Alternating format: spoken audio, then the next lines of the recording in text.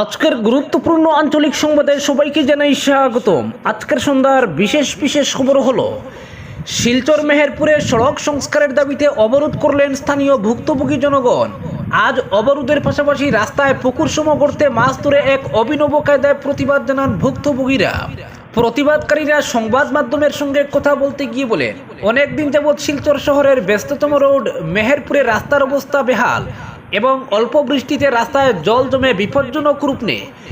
বিশাল আকারে গর্ত রাস্তা দখল করে নিয়েছে। প্রাণের ঝুঁকি নিয়ে চলাচল করতে হয় পথচারী সহ স্থানীয় জনগণের।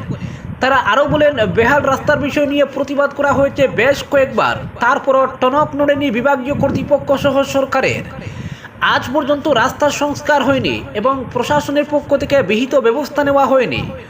অতি সত্বর মেহেরপুরের রাস্তার সংস্কার কাজ শুরু না হলে আগামী দিনে বৃহত্তর গণ আন্দোলন গড়ে তুলতে বাধ্য হবেন বলে জানান। অবরোধের খবর পেয়ে গঙ্গুর পুলিশ পৌঁছে, এছাড়াও সদর পুলিশ ও সংশ্লিষ্ট বিভাগের আধিকারিকরা পৌঁছেন। তাদের আশ্বাসে অবরোধ মুক্ত করেন আন্দোলনকারীরা। অপরদিকে কাটাখাল ডেইলি বাজারে বিধ্বংসী অগ্নিকাণ্ডের ঘটনা ঘটল। আগুনে 6টি দোকানঘর পুড়ে ছাই হয়ে যায়। ঘটনাটি সংঘটিত হয়েছে আজ ভোরের দিকে। বিধ্বংসী আগুনে পুড়ে ছাই হওয়া দোকানগুলোর মধ্যে রয়েছে আলী আকবরের মোবাইল দোকান, সঞ্জয় চন্দের জুয়েলারি, জয়নাল হকের সবজি, মিটুদের জুতো, নন্দদাসের মুদি ও অজয় রায়ের পানের দোকান। ক্ষয়ক্ষতির পরিমাণ কয়েক লক্ষ টাকা হবে। খবর পেয়ে দমকল ইঞ্জিন ছুটে আসে। বিদ্যুৎ শর্ট সার্কিট থেকে অগ্নিকাণ্ডের ঘটনাটি ঘটেছে বলে ধারণা করা হচ্ছে। অপরদিকে গণপিটুনির শিকার ছাত্র, স্বর্ণলক্ষ্মী স্কুলে বিক্ষোভ। ভিনধর্মী স্কুল পড়ুয়ার সঙ্গে কথা বলতে গিয়ে গণপিটুনির শিকার হলেন এক ছাত্র।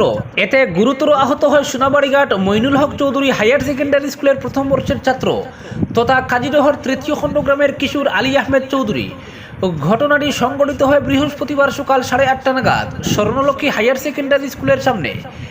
এই ঘটনাকে কেন্দ্র করে আজ নরসিংপুর স্বর্ণলক্ষ্মী হায়ার সেকেন্ডারি স্কুলের অভিভাবক ও স্থানীয়রা আন্দোলন গড়ে তোলেন।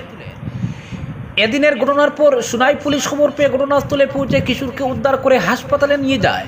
এরপর স্কুল ছাত্রীর অভিভাবকরা শিলচর সদর থানায় এফআইআর দাখিল করলে পুলিশ আলী আহমেদকে আটক করে সুনাই থানায় নিয়ে যায়।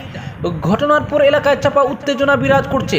জানা যায়, ওই দিন আলী আহমেদ ছাত্রীর সঙ্গে কথা বলার সময় হঠাৎ করে একদল লোক এসে তার উপর আক্রমণ করেন এবং ব্যাপক মারপিট করেন। এতে সে রক্তাক্ত অবস্থায় মাটিতে পড়ে থাকে। এদিকে আজ স্বর্ণলক্ষ্মী হায়ার সেকেন্ডারি স্কুলের শিক্ষকদের বিরুদ্ধে সময়মতো হাজির না হওয়ার অভিযোগ এনে গেটের সামনে অবরোধ গড়ে তোলেন অভিভাবক ও স্থানীয়রা। তারা বলেন, শিক্ষকরা সময়মতো স্কুলে হাজির না হওয়ায় শিক্ষার পরিবেশ লাটে উঠেছে। এছাড়াও এ ধরনের ঘটনা দিন দিন বেড়ে উঠেছে। তারা আরও বলেন, দিন কয়েক আগে এমন 2-1টি ঘটনাও ঘটেছে। স্কুলের সামনে বাইরের যুবক ও ছাত্ররা এসে ভিড় জমায় এবং ছাত্রীদের সঙ্গে নানা ধরনের অশালীন আচরণ করে বলে অভিযোগ তুলেন তারা। সূত্রের খবর, ওই ছাত্রী এবং কিশোর এক সময় শিলডুবি ব্রজহরি হাই স্কুলে একই সঙ্গে পড়াশোনা করেছিলেন। এরপর কিশোর সোনাবাড়িঘাট হায়ার সেকেন্ডারি স্কুলে উচ্চ মাধ্যমিকে ভর্তি হয় এবং ছাত্রী স্বর্ণলক্ষ্মীতে ভর্তি হয়। অপরদিকে গুয়াহাটিতে প্লাস্টিকে মোড়া সামগ্রী উদ্ধার, পুলিশের অভিযান অব্যাহত। স্বাধীনতা দিবসে নিষিদ্ধ করা ইউনাইটেড লিবারেশন ফোর্সেস অফ স্বাধীন সংগঠনের বিভিন্ন স্থানে স্থাপন করা বোমা নিষ্ক্রিয় করার অভিযান অব্যাহত রয়েছে। এই অভিযানের মধ্যে গুয়াহাটি নগরের সাতগাঁওয়ে প্লাস্টিকে মোড়া একটি সামগ্রী উদ্ধার করেছে পুলিশ। তখন থেকেই বোমাটি সক্রিয় ছিল বলে সন্দেহ করা হচ্ছে। বোমা উদ্ধারের খবর পেয়ে ঘটনাস্থলে যায় এসবি টিম। উল্লেখ্য, বৃহস্পতিবার সাতগাঁওয়ে সেনাবাহিনীর সহযোগে আসাম পুলিশ বোমা উদ্ধারে বিভিন্ন স্থানে অভিযান চালানো হয়। আজ ওই এলাকায় ফের অভিযান চালিয়ে সিডিএ গেটের সামনে থেকে বোমাটি উদ্ধার করা হয়। অভিযানে আসাম পুলিশের আধিকারিক, সাতগাঁও পুলিশ ও সেনাবাহিনী রয়েছেন। অপারেশন টিম একটি এক্সকেভেটর ব্যবহার করে মাটি খনন করে এবং আলফার বসানো আইইডি খুঁজে বের করে মাটিতে পুঁতে রাখা বোমাটি পাওয়া গেছে। এর ফলে গুয়াহাটিতে উদ্ধার হওয়া বোমার সংখ্যা এখন পর্যন্ত 3টিতে পৌঁছেছে। পানবাজারে হোটেল প্রাগ কন্টিনেন্টালের কাছে একটি দোকানের নিচে 2টি বোমা উদ্ধার করা হয়েছে। এদিকে আজ দিশপুরের শেষ গেইটে বোমা অভিযানও চালায় পুলিশ। আলফার গুয়াহাটির 8টি স্থানে বোমা রাখার দাবি করেছে। সে অনুযায়ী এ পর্যন্ত 3টি বোমা উদ্ধার করা হলেও বাকি 5টি স্থান থেকে কোনো বোমা বা বিস্ফোরক উদ্ধার হয়নি। অপরদিকে অরুণোদয়ের আওতায় আসছেন বৃদ্ধেরা। জীবনের শেষ বেলায় বৃদ্ধাশ্রমে দিন যাপন করা বৃদ্ধাদের অরুণোদয় প্রকল্পের আওতায় নিয়ে আসার কথা ঘোষণা করলেন মুখ্যমন্ত্রী হিমন্ত বিশ্ব শর্মা। হাজতে শিশু কল্যাণ ভবনে লৌহ মানব তথা প্রয়াত মুখ্যমন্ত্রী বিষ্ণুরাম মেদির প্রতিমূর্তি উন্মোচন করার পর তিনি বলেন, রাজ্যের বিভিন্ন স্থানে বৃদ্ধাশ্রমে দিন কাটানো বৃদ্ধাদের হাতে আধার কার্ড, রেশন কার্ড নেই, যার ফলে অরুণোদয় প্রকল্পের সুবিধা থেকে বঞ্চিত তারা। তাই রাখি বন্ধনের উৎসবের দিন বৃদ্ধাশ্রমের বৃদ্ধাদের অরুণোদয় প্রকল্পের আওতায় নিয়ে আসার কর্মসূচির সূচনা হবে। গুয়াহাটির সোনাপুরে সরকারি বৃদ্ধাশ্রমের সূচনা হবে এই কর্মসূচির। কেবল অরুণোদয় প্রকল্পের সুবিধা নয়, বৃদ্ধদের হাতে আধার কার্ডও তুলে দেওয়া হবে। এর ফলে ব্যাংক অ্যাকাউন্ট খুলতে পারবেন তারা। মুখ্যমন্ত্রী বলেন, গুয়াহাটিতে এই কর্মসূচির সূচনার পর আগামী 1-2 মাসের মধ্যে বিভিন্ন জেলায় এই প্রক্রিয়া সম্পন্ন করা হবে। অপরদিকে শিলচর মেডিকেলে এমআরআই ও সিটি স্ক্যানের নামে কোটি কোটি টাকার দুর্নীতি, অভ্যন্তরীণ তদন্তে বেরিয়ে এলো বিস্ফোরক তথ্য, রিপোর্ট করা হলো পুলিশে।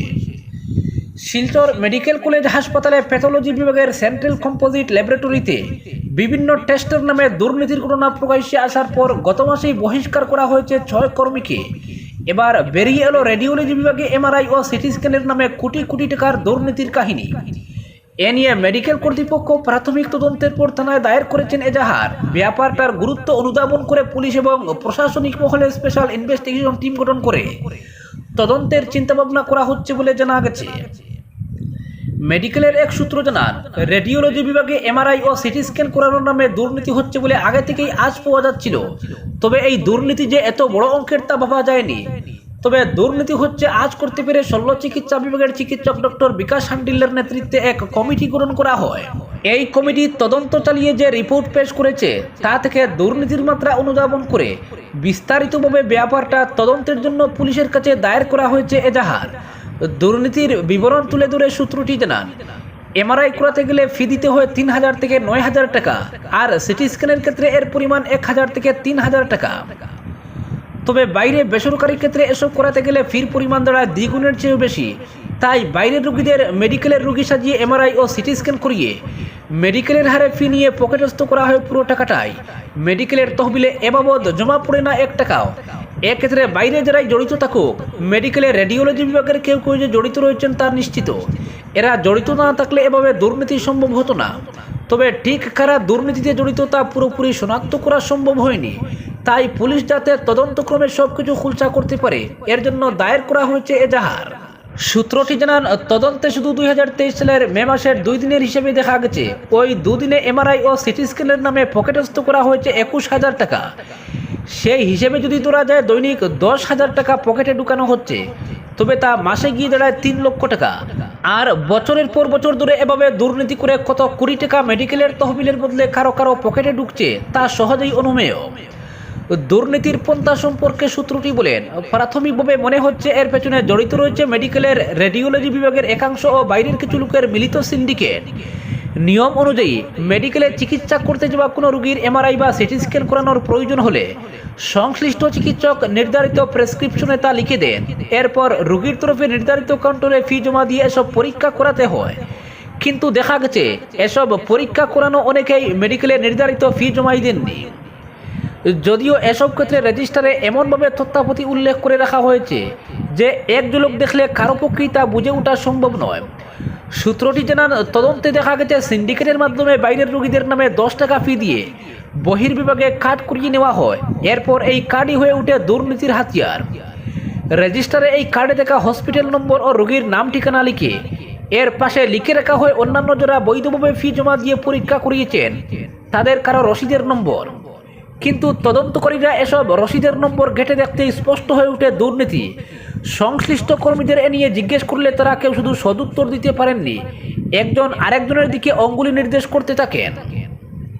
সূত্রটি আরও জানান, বিগত দিনে 2018-19 অর্থ বছরে রেডিওলজি বিভাগে এমআরআই ও সিটি স্ক্যানের নামে কিছু দুর্নীতির কথা প্রকাশ্যে আসার পর বহিষ্কার করা হয় এক ক্যাজুয়াল ওয়ার্কারকে। তবে সেই সময় বোঝা যায়নি দুর্নীতির মাত্রা যে এতটা বিশাল। সে সময় বিপিএল রোগীদের নাম নিয়ে ফি ফাঁকি দিয়ে পকেটস্থ করার কিছু ঘটনা সামনে এসেছিল। এবার ব্যাপারটা প্রকাশ্যে আসার পর দুর্নীতির মাত্রা অনুধাবন করে রিপোর্ট করা হয়েছে পুলিশে। পুলিশ যথাযথ তদন্ত করলে নিশ্চিতভাবে রেডিওলজি বিভাগের অনেকেই ফেঁসে যাবেন বলে অভিমত সূত্রটির। অপরদিকে সরকারি মাদ্রাসা বন্ধ করা মুখ্যমন্ত্রীর যুগান্তকারী পদক্ষেপ বললেন বিধায়ক কৃষ্ণেন্দু পাল। মুসলিম ছেলেমেয়েদের ডাক্তার ইঞ্জিনিয়ার হওয়ার সুযোগ করে দিয়ে সব বিকাশের যাত্রা এগিয়ে নিয়ে যেতে সরকারি মাদ্রাসাগুলো বন্ধ নয়, স্কুলে রূপান্তরিত করেছেন মুখ্যমন্ত্রী হিমন্ত বিশ্ব শর্মা। রাজ্যের সমস্ত জাতি জনগোষ্ঠীর সঙ্গে মুসলিমদেরও এগিয়ে নিয়ে যেতে সরকারি মাদ্রাসা বন্ধ করা ছিল মুখ্যমন্ত্রীর যুগান্তকারী পদক্ষেপ। পাতারকান্দির বিধায়ক কৃষ্ণেন্দু পাল সনবিল উপকূলীয় ফাকুয়াগ্রাম উচ্চতর মাধ্যমিক বিদ্যালয়ে ৬৪ লক্ষ টাকা ব্যয়ে নির্মিত শ্রেণীকক্ষের আনুষ্ঠানিক দ্বারোদ্ঘাটন করে বক্তব্য রাখতে গিয়ে এমনই মন্তব্য করে সংখ্যালঘুদের কাছে টানার পাশাপাশি মুখ্যমন্ত্রী ডক্টর হিমন্ত বিশ্ব শর্মাকে প্রশংসায় ভাসিয়ে মাদ্রাসা বন্ধ করার জন্য ধন্যবাদ জানান কৃষ্ণেন্দু পাল। এদিন ফাকুয়াগ্রাম উচ্চতর মাধ্যমিক বিদ্যালয়ের নবনির্মিত শ্রেণীকক্ষের উদ্বোধনী উপলক্ষে বিদ্যালয়ের পরিচালন সমিতির সভাপতি শচীন্দ্র চন্দ্র দাসের পৌরোহিত্যে ও সনবিল এলাকার প্রবীণ রাজনীতিবিদ বিজেপির বলিষ্ঠ কর্মী রতিরঞ্জন দাসের সঞ্চালিত সভায় প্রধান অতিথি হিসাবে আমন্ত্রিত হয়ে নবনির্মিত শ্রেণীকক্ষের আনুষ্ঠানিক ফলক উন্মোচনের পাশাপাশি বক্তব্য পেশ করেন। শুরুতেই বিদ্যালয়ের অধ্যক্ষ মঈনুদ্দিন স্বাগতিক বক্তব্যে বিদ্যালয়ের উন্নতিকল্পে বিধায়ক কৃষ্ণেন্দু পালের সহযোগিতার জন্য কৃতজ্ঞতা প্রকাশ করে দাবি করে বিধায়কের হাত ধরে দীর্ঘদিনের দাবি পূরণ হয়েছে। এলাকার একমাত্র হায়ার সেকেন্ডারি স্কুলটির ছাত্রছাত্রীদের পঠন পাঠনের পর্যাপ্ত শ্রেণীকক্ষের সংকুলান হয়েছে। কর্তৃপক্ষের তরফে এদিনের অনুষ্ঠানে রাজকীয় সংবর্ধনা প্রদান করা হয় বিধায়ক কৃষ্ণেন্দু পালকে। এদিন অন্যান্যদের মধ্যে উপস্থিত ছিলেন বিদ্যালয় পরিচালনা কমিটির সহসভাপতি কুরমান আহমেদ, অনিল চন্দ্র দাস, গোবিন্দ দাস, বিদু দাস প্রমুখ।